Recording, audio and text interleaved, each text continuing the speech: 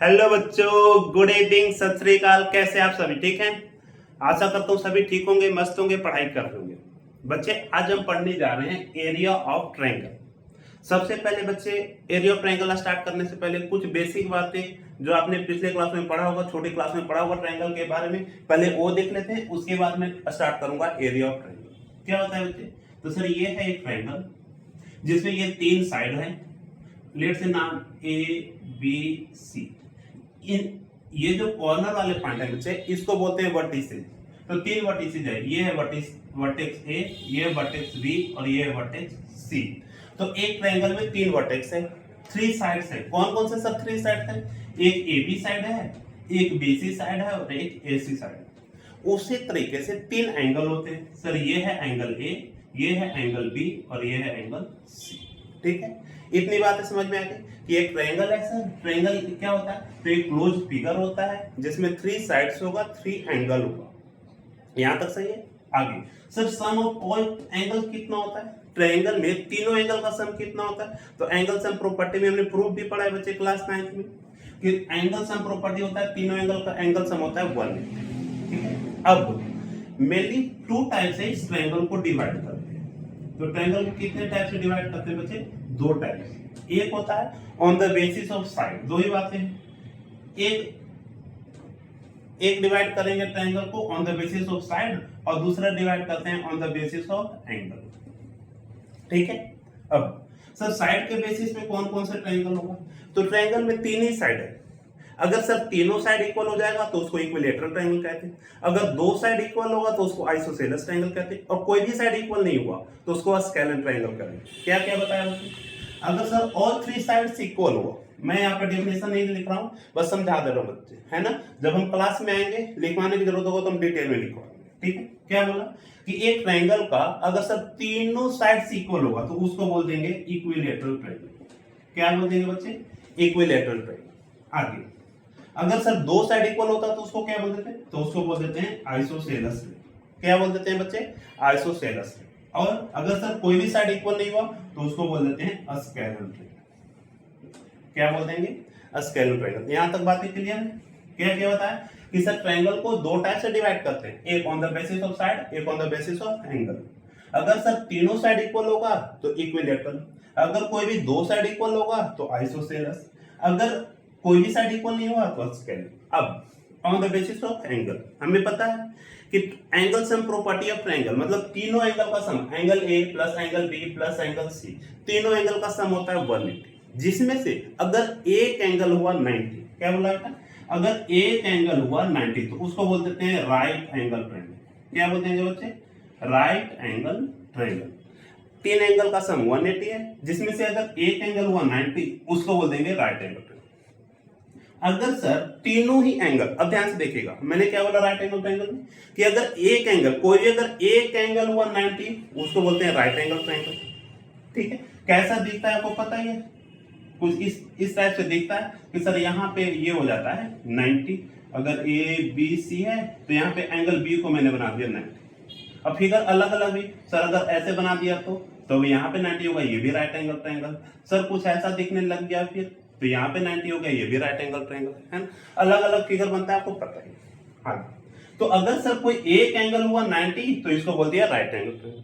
अब अगर तीनों ही एंगल 90 से कम है, ध्यान से देखिए, if all three angles are less than 90, क्या बोला?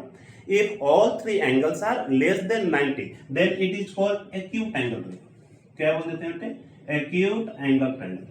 क्यूट नहीं है, एक्यूट। अगर ऑल थ्री साइड्स, अगर तीनों साइड लेस देन 90 है तो उसको बोलेंगे एक्यूट एंगल ट्रायंगल। और अगर कोई भी एक साइड, जैसे अगर कोई भी एक एंगल, अगर कोई भी एक एंगल 90 से ज्यादा हो गया तो उसको बोल देते हैं ऑब्ट्यूज एंगल ट्रायंगल। क्या बोल देंगे बच्चे? Obtuse angle triangle. ये सब कैसा दिखेगा? तो ये कुछ इस टाइप से ऐसे दिख सकता है। मान लो ए बी सी, तो ये जो एंगल है पता है कि अगर यहाँ पे सर ये अगर सीधा होता तो ये होता 90, पर ये 90 से ज्यादा हो गया तो इसको बोल देंगे ऑब्ट्यूज एंगल ट्रायंगल। क्या बोल देते हैं बच्चे? Obtuse angle triangle. तो ये था अपना क्लासिफिकेशन ऑफ ट्रायंगल्स, जिसको दो टाइप से डिवाइड किया, on the basis of side और on the basis of angle. अब जो हमारा आज का टॉपिक है एरिया ऑफ ट्रायंगल, ये स्टार्ट करते हैं। ठीक है, अब पहले इसको रब करते हैं।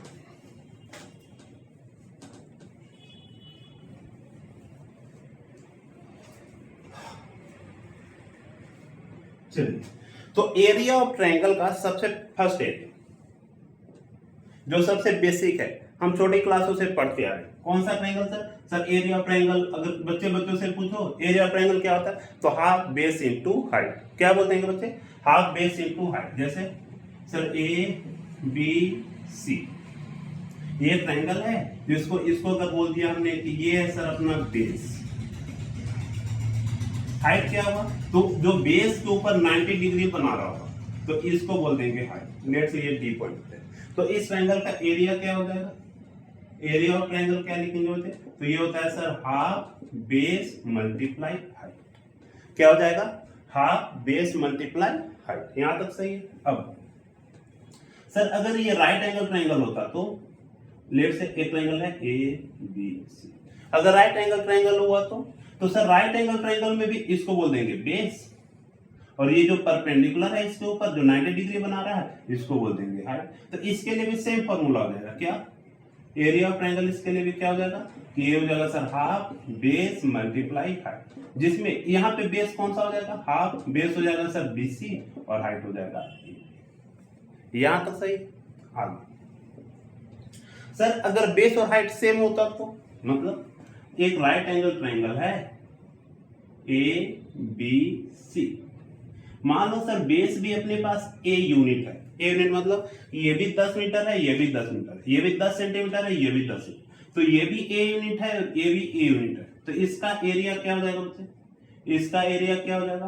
तो हाफ बेस मल्टीप्लाई हाइट, तो हाफ बेस, तो सर बेस यहाँ पे है A और हाइट भी है A, तो इसको क्या लिख सकता हूं मैं? Half A। यहां तक सही है। तो ये सबसे बेसिक फॉर्मूला था एरिया का, ये बताओ। अब चलते हैं दूसरा। अगर सर इक्विलैटरल ट्रायंगल होता, इक्विलैटरल ट्रायंगल होता, तो इक्विलैटरल ट्रायंगल का एरिया क्या होता है बताना मुझे। इक्विलैटरल ट्रायंगल क्या होगा? तो सर ऐसा ट्रायंगल जिसका तीनों ही साइड इक्वल हो। अगर ये भी 10 है तो ये भी 10, ये भी 10, ये 5 है तो ये भी 5, ये भी 5, तो इस ट्रायंगल का एरिया क्या होता? इसका एरिया क्या होगा बच्चे? एरिया ऑफ इक्विलैटरल ट्रायंगल पढ़ा है बच्चे? तो इसका फॉर्मूला होता है √3/4 इंटू A², जिसमें A क्या है सर? A इसका साइड है, अगर ये है A तो ये भी होगा A, ये भी होगा A। इसको ऐसे भी लिख देते हैं कि √3/4 इंटू साइड का स्क्वायर। एक ही बात है, यहां तक समझ में आ गया? यहां तक बात क्लियर हो गया। अब थर्ड, सर ये तो तीनों साइड इक्वल हो गया तो उसके लिए, ठीक है। अब अगर स्केलर ट्रायंगल होता, क्या कौन सा ट्रायंगल होता? Scalar triangle. Sir scalar triangle कौन सा होता है? ऐसा ट्रायंगल जिसका कोई भी साइड इक्वल ना हो। तो इसके लिए एरिया कैसे निकालते हैं? तो इसका एरिया निकालने के लिए हमने क्लास 9 में फॉर्मूला पढ़ा है, जिसको हीरोन्स फॉर्मूला के नाम से जानते हैं। किस फॉर्मूला के नाम से जानते हैं बच्चे? Heron's formula. हीरोन्स फॉर्मूला में एरिया कैसे निकालते हैं? तो इसमें एरिया ऑफ ट्रायंगल निकालने का फॉर्मूला क्या होता है बच्चे? तो √S minus A, S minus B, S minus C। Sir इसमें S क्या है? S क्या है? तो S को बोलते हैं सेमी पेरीमीटर। क्या बोलते हैं बच्चे? Semi perimeter. Semi perimeter. Sir semi perimeter कैसे निकालते हैं? तो सेमी पेरीमीटर का मतलब पेरीमीटर का हाफ। तो पेरीमीटर क्या होता है? Sum of all side. Sum of all side का मतलब sir A plus B plus C, और सेमी का मतलब है कि उसको 2 से डिवाइड कर दो, तो S क्या हो जाएगा? A plus B plus C upon 2। जब हम क्लास में आएंगे तो इससे रिलेटेड क्वेश्चन सॉल्व करेंगे, जिससे और बातें क्लियर होंगी। और ABC क्या है? ABC क्या होते हैं? तो सर एक ट्रायंगल है, लेट से ABC, तो A जो A वर्टेक्स है, जिसको हमने कैपिटल A से डिनोट किया है, तो इसके जो सामने वाला साइड होगा इसको, तो इसको जनरली बोल देते हैं A। सर यहाँ पे B वर्टेक्स है या B एंगल है, तो B एंगल के ये जो सामने वाला साइड है इसको बोल देंगे स्मॉल b, और ये C है जिसको सामने ये होगा। तो ये है स्मॉल ए स्मॉल बी स्मॉल सी, और एस तो आपने बता ही दिया। यहां तक बातें क्लियर हो गई, इतने फॉर्मूले क्लियर हो गई। अब आगे क्या फॉर्मूला देखते हैं, एक मिनट, चलिए इसको मैं रब करता हूं, ठीक है। आप यहाँ पे क्या करेंगे बच्चे, यहाँ पे पॉज करके वीडियो और इसको नोट डाउन कर लेना, ओके। अब आगे क्या फॉर्मूला देखते हैं।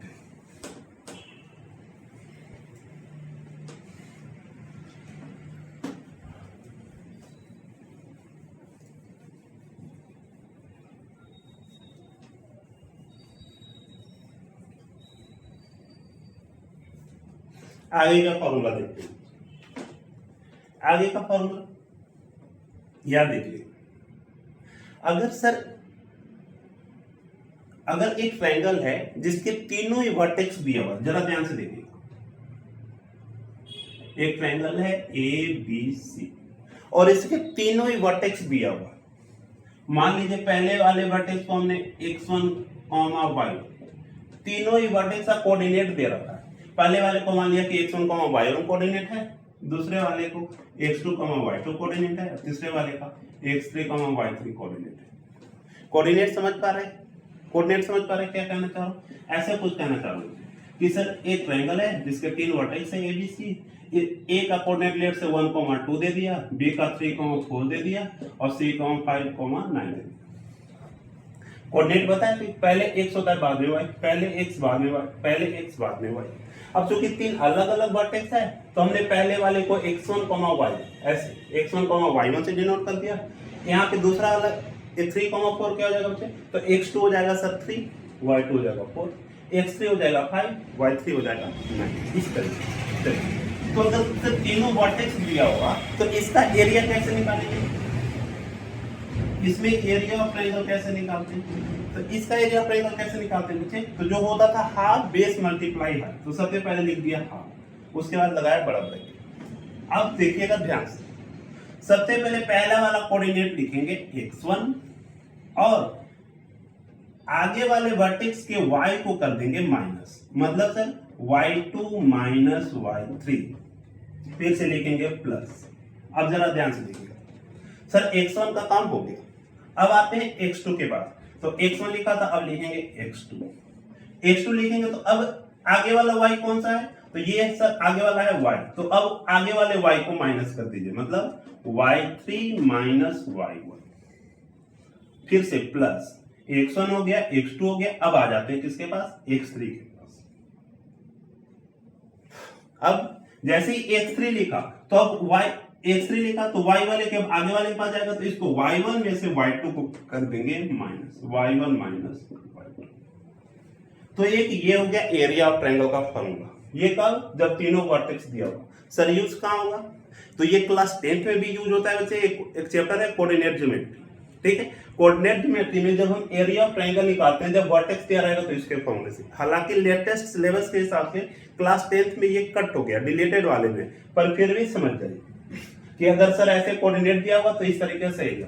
और इसका यूज कहां होगा कि अब तीन देखेगा तो तीन अपने पास पॉइंट दे देगा, कोई भी सर ये 3 पॉइंट दे दिया, और पूछेगा कि इन तीनों पॉइंट के हेल्प से अगर तीनों पॉइंट को अगर आपस में मैच करूं, मिलाऊंगा, तो एक ट्रायंगल बनेगा या नहीं बनेगा। तो हम क्या करते हैं, इसी तरीके से एरिया ऑफ ट्रायंगल निकालते हैं। अगर एरिया ऑफ ट्रायंगल आ जाएगा 0, क्या एरिया ऑफ ट्रायंगल आ जाएगा 0, तो बोल देते हैं कि सर फिर तीनों पॉइंट्स कोलिनियर। क्या बोलो, इफ एरिया ऑफ ट्रायंगल अगर आ गया सर 0, तो क्या बोल देते हैं, all 3 points, all given 3 points are collinear. Sir collinear क्यों, कोलिनियर का मतलब तीन पॉइंट ऐसा है जो तीनों सेम लाइन पे है। तीनों क्या है कि अगर एक लाइन हमने सीधा ड्रॉ किया तो तीनों सेम लाइन पे आ गए, तो इस केस में सर तीनों पॉइंट को ज्वाइन किया तो एक ट्रायंगल बना ही नहीं, एक तो सिर्फ लाइन बना, इसीलिए लाइन बना, तो यहाँ पे ट्रायंगल ही नहीं है, ट्रायंगल नहीं है, इसीलिए इसका एरिया जब हमने निकाला एरिया ट्रायंगल तो क्या आ गया 0। यहां तक सही है। तो ये हो गया अगर तीनों वर्टेक्स दिया रहेगा। अब चलते हैं आगे, तो ये हो गया अपना थर्ड फॉर्मूला। यहां तक क्लियर है बच्चे। अब नेक्स्ट केस, आपको फिर से वही करना है, वीडियो को पॉज करना है और इस फॉर्मूले को लिख लेना। जब हम क्लास में आएंगे तो इससे रिलेटेड क्वेश्चन भी कर लेंगे, ठीक है। अब चलते हैं आगे।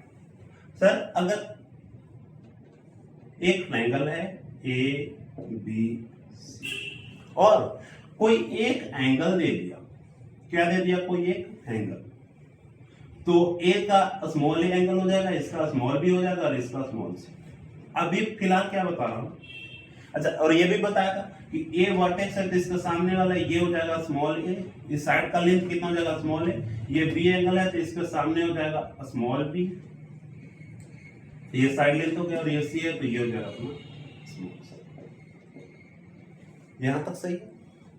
अब चलते हैं आगे। सर अगर अपने पास दो साइड दिया हो, क्या गिवन क्या है अपने पास, गिवन है कि दो साइड दे दिया हुआ है और एंगल बिटवीन देम दिया हुआ है, एंगल बिटवीन देम दिया हुआ, तो इस केस में एरिया ऑफ ट्रायंगल क्या होता है,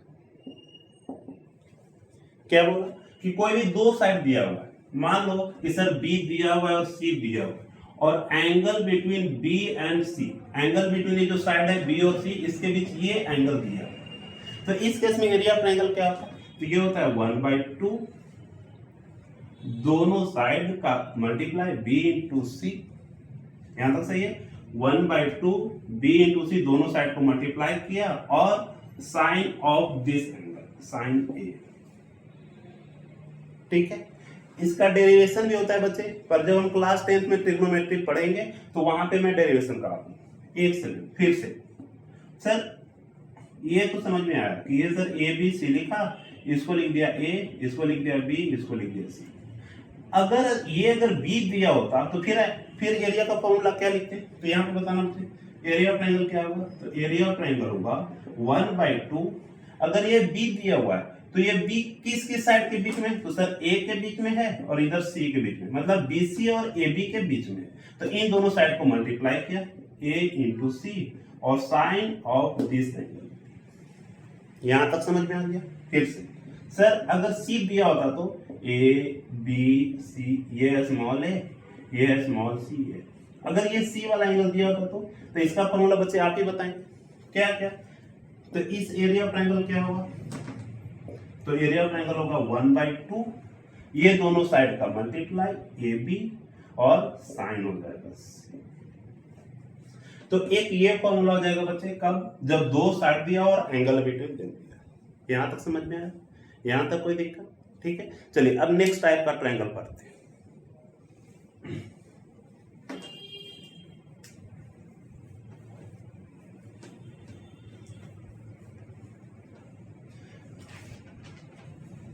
चलिए नेक्स्ट टाइप पढ़ते हैं। नेक्स्ट टाइप क्या होगा बच्चे, एक होता है इन सर्कल और एक होता है सर्कम सर्कल, सर्कम सर्कल। इन सर्कल क्या होगा, इन सर्कल क्या होगा बच्चे बता सकते हैं, तो सर एक ट्रायंगल होगा ए बी सी, एक ट्रायंगल होगा और इन सर्कल का मतलब सर्कल के अंदर, इन का मतलब हो गया इनसाइड, सर्कल क्या होगा बच्चे इनसाइड, तो इसके इनसाइड एक ट्रायंगल होगा और इसके ट्रायंगल के इनसाइड में क्या बनाया बच्चे, एक सर्कल। सर्कल भी इस तरीके से बनाया है कि इसका जो ये जो सर्कमफ्रेंस है, सर्कल का जो बच्चे सर्कमफ्रेंस है वो ट्रायंगल के साइड को टच कर रहा है। यहां तो सही। अब यहाँ पे सेंटर है, ये मान लिया कि ये अपना रेडियस, तो ये भी आर हो जाएगा, ये भी आर हो जाएगा, ये भी। यहाँ तक सही। तो इस ट्रायंगल का एरिया कैसे निकालेंगे, तो इस ट्रायंगल का बच्चे इस ट्रायंगल का एरिया कैसे निकालते, ध्यान से देखिए। कब, ये बताइए कि ये हो जाएगा ए, ये हो जाएगा बी स्मॉल बी और ये हो जाएगा स्मॉल सी। तो इस ट्रायंगल का एरिया कैसे निकालेंगे बच्चे, तो इस ट्रायंगल का एरिया निकालने के लिए बस रेडियस इनटू एस, फिर से वही ए स्क्वायर, ए स्क्वायर बच्चे, तो ए से वही सेमी सर्कल, सेमी पेरीमीटर। तो इस ट्रायंगल का एरिया कैसे निकालते हैं, आर इंटू एस। आर हो जाएगा अगर रेडियस दिया रहेगा और एस का मतलब अगर सर्कमफ्रेंस दिया रहेगा, यहां से ये एरिया। अब इसी तरीके से सर्कम सर्कल मतलब समझ कि ये था मतलब इनसाइड में सर्कल था, तो अब यहाँ पे सर्कम का मतलब हो जाएगा बच्चे आउटसाइड में होगा सर्कल। कहाँ होगा? आउटसाइड में। तो ऐसे कुछ बना लें, बस यहां तक सही है, यहां तक सही है। अब ये बीच में हो गया सेंटर, ये अपना रेडियस r, यहां तक सही है। तो अगर ये हो गया सर्कम सर्कल मतलब आउटसाइड, ये हो गया स्मॉल a, ये हो गया स्मॉल b, ये हो गया स्मॉल c, ये BC का लेंथ कितना हो जाएगा a, AC का लेंथ कितना हो जाएगा b, और इसका लेंथ कितना हो जाएगा। तो इसका एरिया ऑफ ट्रायंगल क्या होगा बच्चे? तो इसका एरिया ऑफ ट्रायंगल होता है ABC, मतलब तीनों साइड को मल्टीप्लाई करो और डिवाइड बाई 4। ABC अपन कितना हो जाएगा बच्चे? ABC अपन हो जाएगा 4r। ठीक है, तो आज के लिए इतना ही। अब वैसे तो दो एरिया ऑफ ट्रायंगल, दो फॉर्मूला और पढ़ते हैं। एक क्लास 12 में जो वेक्टर पढ़ेंगे तो उसमें एरिया ऑफ ट्रायंगल का आता है, और एक कॉम्प्लेक्स नंबर के अंदर भी आता है। ठीक है, तो उसको हम बाद में पढ़ते हैं बच्चे। आज के लिए इतना ही, फिर मिलते हैं अगली क्लास में। तब तक के लिए thank you, God bless you.